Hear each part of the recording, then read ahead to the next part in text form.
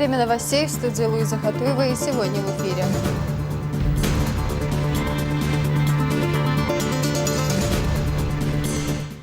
Спецслужбы Китая перенимают опыт чеченских силовиков. Чеченская республика – это единственный регион, где терроризм не просто побежден, он искоренен. В регион прибыли представители силовых структур Поднебесной. Как сохранить здоровье и обезопасить себя? Главной задачей диспансеризации является выявление тяжелых и опасных заболеваний. В республике продолжается диспансеризация населения. Отработать стратегию подавления массовых беспорядков. Основная цель выхода нашего была проверка готовности личного состава к выполнению служебных задач. Сотрудники Управления Федеральной службы исполнения наказаний провели специальные учения.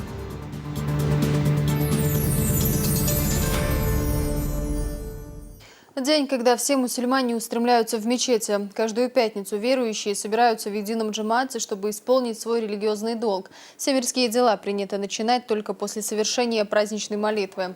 Коллективный намаз – это еще и возможность встретиться с братьями по вере, укрепить родственные и дружеские связи. Совершил Рузбан намазы и Рамзан Кадыров. В окружении своих соратников и известных алимов глава республики прибыл в мечеть имени Хамзата, дяди пророка Мухаммада, да благословит его Аллах и приветствует. Богослов Аслан Абдуллаев в своей проповеди рассказал верующим о верности, преданности и уважении сподвижников к лучшему из людей, последнему из пророков Мухаммаду, да благословит его Аллах и приветствует. يالشان أصحاب يالشو يزردي سربحن هدوهن يالش تخن ويديش طلامز وين دوق ديزي ترحم تخن ويليلوش طلدين ويدوق ديزي ترحم يالشان لرش وين دوق يزي ترحم يالشان عليه الصلاة والسلام ديسن دولهم وين دوق ديزي ترحم وين دوق ديزي ترحم يالشان عليه الصلاة والسلام جونا بالناه بوضع بيدنا جونا بلو يالشان أصحاب شيء ساعتها بيد يوها مدينة تدعيرشة أز مدينة أريال مل أريال ويويسن ولو عمرو بن جموع بوشن هسمنان آري الله آري الله أحد حلو يشخلي دحال ملقي يشول شخل حق أنت هيك الخلون حتين ده هيك الخلون أسر موتوز أوله أزوج شول شخله ديل يلشن هو ديسيش أول شخلصو أسر ديكو موجش هو ألشه لا والله أول شخلصو ديل إزدوي مبوشة سن يحق الله سسر ما يشال أحد يدعيغن يلشن دع حجنه سلط على كل مصيبة بعدك هينا يا رسول الله حمر شغل شانا حمر شغل شانا خيميال بالبيل سيدغتن باي بوشين الله يقصدغو اشادغ وي هندوس يردين وين دز دوي خايت يردين سيلا دوي خايت يلشن عليه الصلاة والسلام لا مسخليل مر خليل زكاة خليل يحقا شرحم وين حقا شرحم شوز وريت شخن يلشه احد غازو تاع يلشن عليه الصلاة والسلام يبالا يسينغتم لينا كيس عمدو وين غادي يشتك وين حال غوال واستاجي أمورت إير ويدلج دائمنا وين درس خليت دائمنا وين درس خليت ويتدملات بوسرنا بيق بول بلشه حال غوالشون أمورت إير بوسرنا بيل بول بلشه إبال نشاء سينجت مشاء بوسرنا خين لا تردو تندر دالش يسيل عدو الكلام هل أطيعوا الله وأطيعوا الرسول دل متعخلش يلش متعخلش دال شيء تأخيتين بلو شيء حكم مش متعخلش. По завершении проповеди имама прозвучала икама, призыв на молитву. Верующие выстроились в ряды и совершили джума намаз. Возглавлял его имам мечети имени Ахмата Хаджи Кадырова в Крыму Джанер Джапаров. Молитва завершилась многократным восхвалением Всевышнего, обрядами тасбих и вирд. Глава Чечни Рамзан Кадыров побывал в Центральной районной больнице в Гудермесе. Он проинспектировал строительство новых корпусов лечебного учреждения. Глава республики поручил усилить работу и в ближайшее время ввести в эксплуатацию объект. В 2 корпусах 7 и 5 этажей планируется открыть диагностико-лечебную клинику, поликлинику на 280 мест и пищеблок. Контролировать ход работ поручено местной администрации и Министерству здравоохранения. 2 корпуса, переходом они соединены на 3 этажах. Здесь КТ, МРТ. Уже завтра сколько рабочих работают, сколько времени понадобится, что нужно, что необходимо, надо закончить.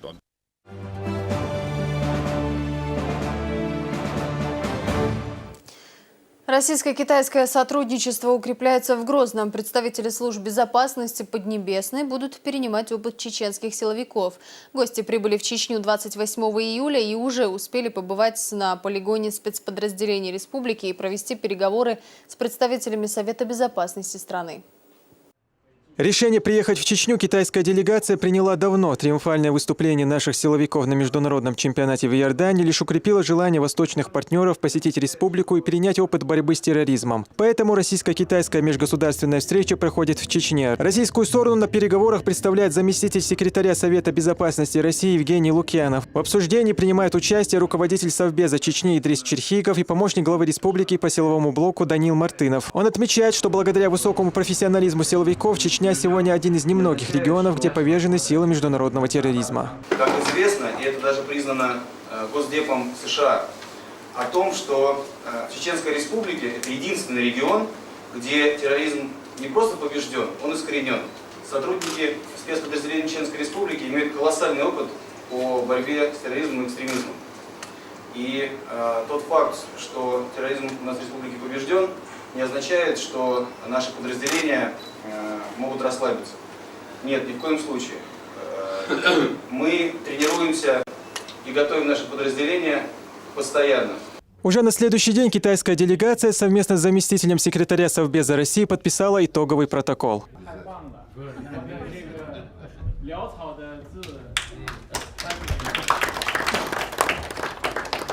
Наша цель – это на государственном уровне продвигать сотрудничество между Чечней и Синьцзяном в области безопасности, торговли и экономики, также гуманитарных связей, чтобы создать новые источники китайско-российских отношений, всеобъемлющего партнерства и стратегического взаимодействия.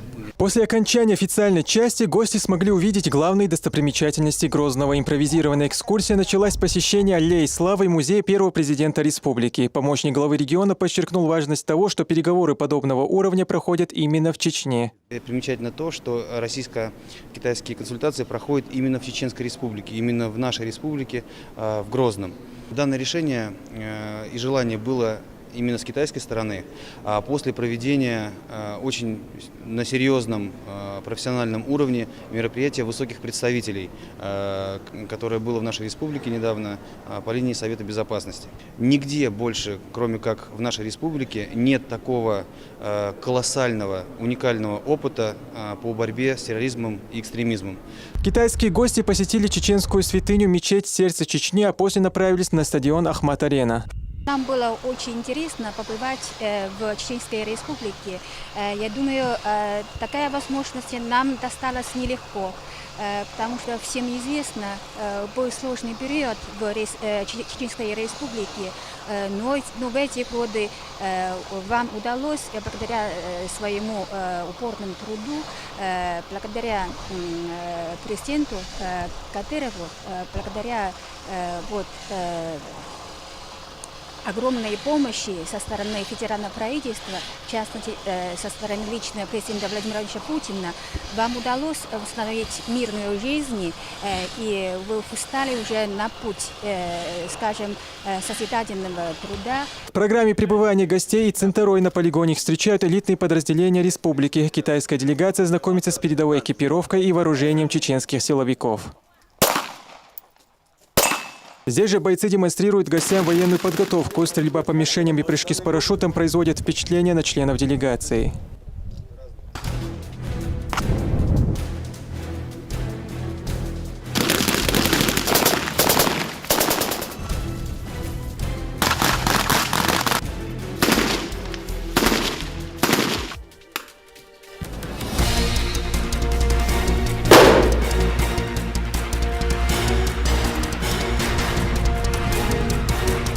Рамзан Керимов, Лариса Джабраилова, Ислам Расуев. Новости.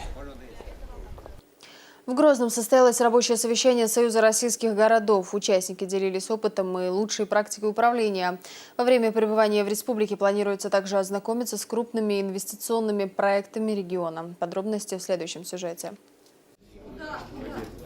На рабочее совещание Союза городов в республику съехались представители муниципальных образований крупных городов страны – Санкт-Петербурга, Новосибирска, Самары и других. В таком формате совещание Союза проходит впервые. И не случайно оно проводится именно в Грозном.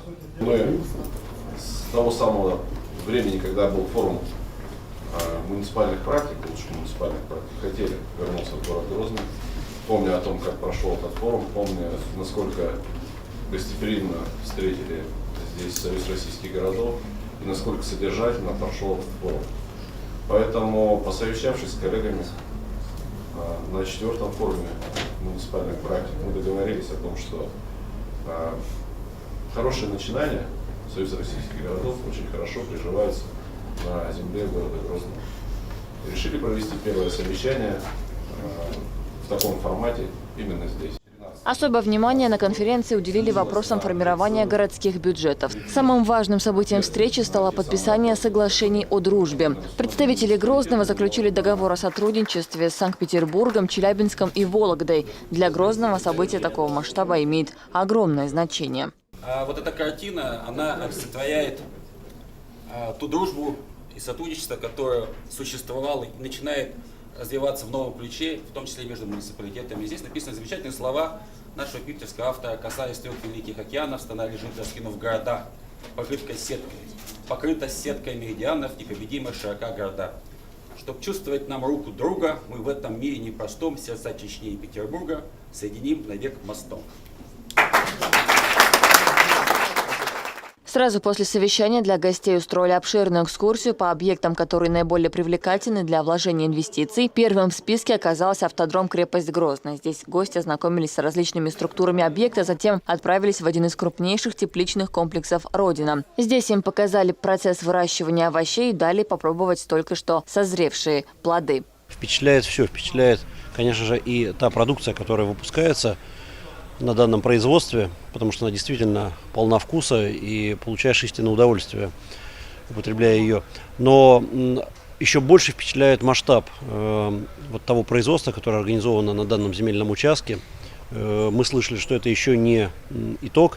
Инвестиционный проект предполагает еще развитие территории до 3-кратного увеличения ее освоения, поэтому даже то, что мы видим, это, конечно, очень масштабно. Следующим объектом стал футбольный стадион «Ахмат-Арена». Осмотревшись, гости отметили уникальность конструкции объекта. Отличное спортивное сооружение, очень, мне кажется, удобное как для зрителей, так и для тех, кто выступает на этом стадионе, для футболистов. Мы посмотрели и потрогали даже газон. Мне кажется, это один из лучших газонов в России, если не самый лучший, потому что качество, которое я такого не видел на стадионах. Именно естественной травы, естественного покрытия. Ну и интересная архитектура. Мне кажется, на матчах здесь классная атмосфера, потому что и трибуна находится очень близко к полю, и сама архитектура, и, наверное, создает то настроение, на которое, конечно, очень приятно и хорошо смотреть хороший футбол. В завершении вечера для гостей устроили красочное шоу на Грозненском море. В планах также посетить спортивно-туристический комплекс «Кизиной-А». За эти 2 дня, что продлится форум, участники разработают проекты инвестиционного развития и сотрудничества. Седа Сапарова, Тинатин Музашвили, Алаш Аздамиров и Дани Хавхаров. Новости. Оживленные дискуссии, дружественные беседы на актуальные темы. В такой обстановке прошел международный научно-образовательный форум «Кавказский диалог-2016». Участники проекта говорили о терроризме, межэтнических конфликтах и национальной безопасности. Гости, прибывшие из зон замороженных конфликтов, пытаются найти новые подходы в решении проблемы экстремизма и перенять опыт Чеченской Республики. Молодое поколение, молодежь очень тянется друг к другу, хотят общаться, хотят создавать совместные проекты. Подобные площадки, они дают эту возможность, хотя бы элементарно познакомиться, хотя бы элементарно узнать друг друга и уже с той самой надеждой на то, что в будущем вот этот диалог, он перерастет уже в реальное сотрудничество, которое принесет свои плоды.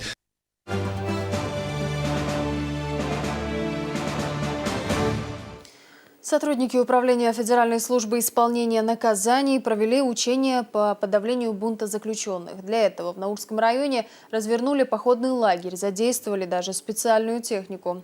Репортаж Луизы Андеевой.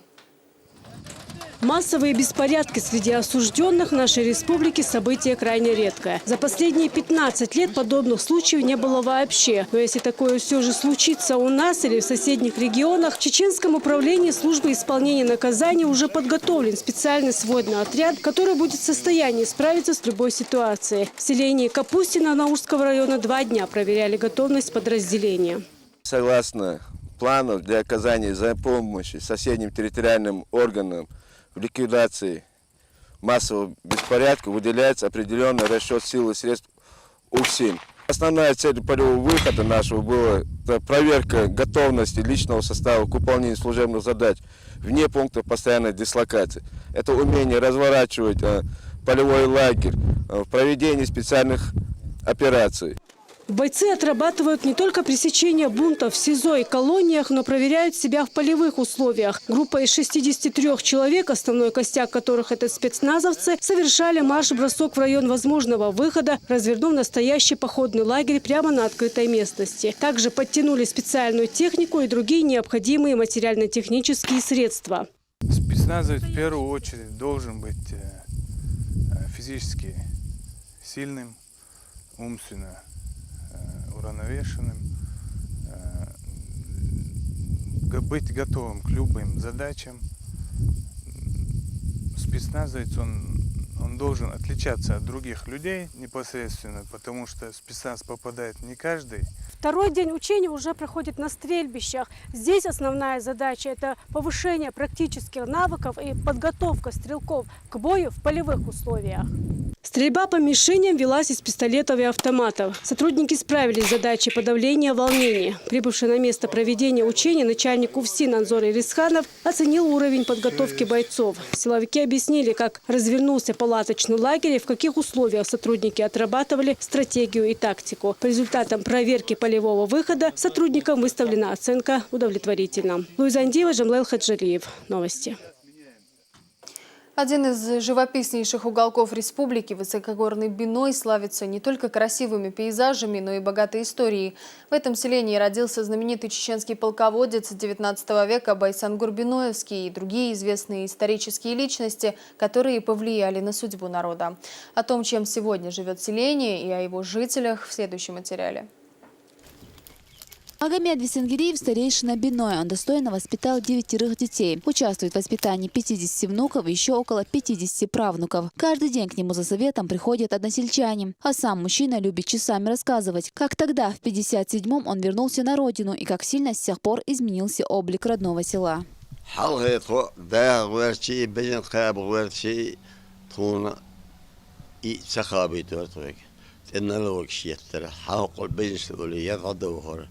Так, беш я говорю, вех шо хокула куоле, коч идал балх болдах, кочо это ш, твой кизл ялина, твоинз это ашту, хаху хелчи хандехни хунду хунд вех шо цебох, так хер это волстун хири эл, خزنادات تو كير باش اسفلت دي بطول صدوش دي وزعوزي عن كير خيش دطه ده وزعوزي عن لثوس إجاز يطه ده طول هما يشتات.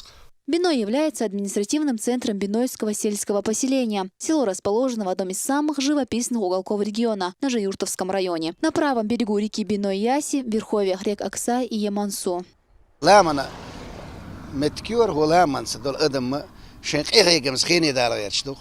شيخ يجيش بيجن خوبش تاع ودرك شين سترويكشتي ود هوقع دوقع يوخش ابيكتشو بيش بلغش بو سادك يو كيرلي يوخش بين رسيل سويت يوش بحاتشيو تاع ترشكيرشكيو دنجيرتيو يولماخيو الخان ولسن اوجرتيو يوسيرتيو كورن بينيو گرجماخيو هر ايلتي هوش اس خوچيو Биной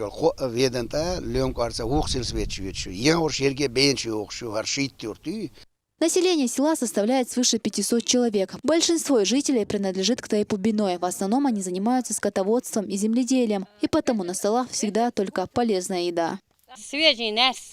خيتي والله خيل حون باميدور خيتي والله خيل بلغارسكي بورت خيتي أقحونه خوخ مصم أحد كيك عتشانه خيت وقتشان خزهم خيل بيرتك دو كيرت حدرك بيجنتي بيرتك دو كوتمتي بيرتك دو ولا تسليل كرتول مصهم أحد عيش خيل قوقح. В населенном пункте функционирует средняя общеобразовательная школа, мечеть и больница. С особой гордостью жители отзываются об известных выходцах из Биноя. Среди них, например, чеченский полководец XIX века Байсангур Биноевский. Однако больше всего жители гордятся тем, что именно из этого села был родом первый президент Чеченской республики, герой России Ахмад Хаджи Кадыров. Одной из главных достопримечательностей Биноя является родник. За лечебной водой сюда приезжают со всех концов республики. Жизнь местных жителей значительно поменялась после визита Рамзана Кадырова. Детский сад, спортивный комплекс, школы и другие социальные важные объекты инфраструктуры скоро откроют свои двери для сельчан.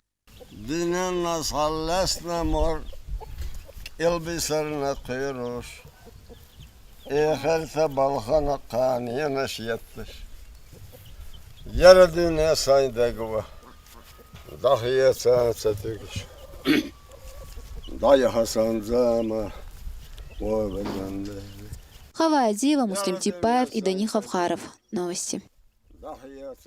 Выявить заболевание на раннем этапе и разработать эффективное лечение. Это возможно, если каждый человек своевременно будет проходить диспансеризацию. В регионе продолжается профилактическое обследование. Его можно пройти совершенно бесплатно. Где и как, расскажет наш корреспондент. Ваш возраст подходит под диспансеризацию. Вы пройдете перечень обследований лабораторных, также инструментальных. Мы посмотрим ваш рост, вес, высчитаем индекс массы тела, пройдете осмотр терапевта. Также при необходимости, основываясь на ваших жалобах, мы предоставим вам также консультацию узких специалистов.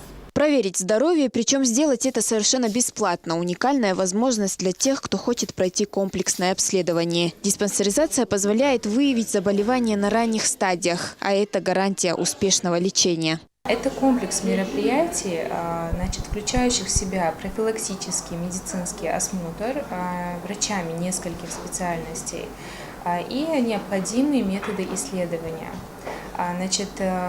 Главной задачей диспансеризации является выявление тяжелых и опасных заболеваний на ранней стадии, то есть когда жизнь человека можно спасти. Первую диспансеризацию можно пройти в 21 год, а потом раз в 3 года. О бесплатном комплексном обследовании Малика Мусаева узнала из объявления и решила, не откладывая, обратиться в районную больницу. Я отношусь к 4-й поликлинике, узнала, что здесь проходит диспансеризацию, решила обследоваться. Узнала, что тут есть хорошие врачи, хирург, кардиолог, терапевт, окулист. Последний раз я обследовалась 3 года назад в детской поликлинике. После этого я уже не обращалась к врачам. Пройти диспансеризацию можно в поликлинике по месту жительства. Для этого нужен паспорт и полис ОМС. В 2016 году обследованию подлежат 180 тысяч человек. Половина уже его прошли. Среди населения наиболее часто встречаются заболевания сердечно-сосудистой системы. Наиболее часто встречающее заболевание – это заболевание сердечно-сосудистой системы. На втором месте у нас заболевание органов дыхания стоит. Ну и на третьем месте заболевание новообразования. Большая часть населения у нас по данным проведения вот этой диспансеризации оказалась здоровой. Диспансеризация проходит в 2 этапа. Первый включает в себя сдачу анализов, прохождение медосмотра. Если результаты окажутся тревожными, назначается дополнительное обследование. Первый этап включает в себя минимальный перечень обследований и в основном в первый этап входит консультация специалистов. Дальше, если врач заподозрил какое-то заболевание, он направляет на второй этап для углубленного обследования, проведения каких-то дополнительных методов. И после этого уже устанавливается диагноз, и дальше этот пациент направляется на лечение. Для работающих граждан по соглашению с руководителями учреждений проводится выездная диспансеризация. На территории организации разворачивается мобильный пункт, в котором работники могут пройти комплексное обследование. Также врачи выезжают в отдаленные населенные пункты и образовательные учреждения. Итоги текущей масштабной проверки врачи подведут в конце года. Тинатин Музашвили, Булат Баканаев, Мансур Саев, Зелим Закаев. Новости. А это все новости к этому часу. Ады Келши.